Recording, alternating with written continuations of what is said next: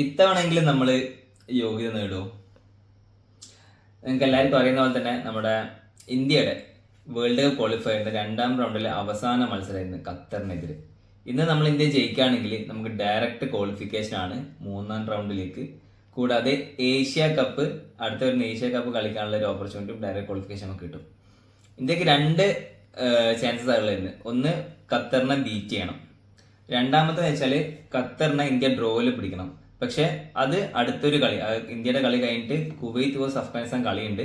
ആ കളിയിൽ കുവൈത്തും അഫ്ഗാനിസ്ഥാനും സമനിലയാവുകയാണെങ്കിൽ ഇന്ത്യക്ക് ഖത്തറുമായി ഡ്രോ ആണെങ്കിലും ഇന്ത്യ നെക്സ്റ്റ് റൗണ്ടിലേക്ക് ക്വാളിഫൈ ആവും.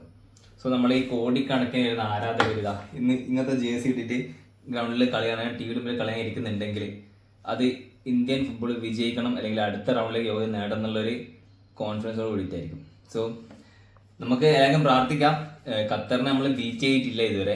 സോ ഒരു തവണ നമ്മൾ സമനില പിടിച്ചിട്ടുണ്ട് ഈ അടുത്തായിട്ട്. അപ്പോൾ അതേപോലെ ഇന്ന് സമനിലയെങ്കിൽ പിടിച്ചുകൊണ്ട് മറ്റേ കളിയെ ആശ്രയിച്ചിട്ട് നമുക്ക് മുമ്പോട്ട് പോകാൻ വിചാരിക്കുന്നത്.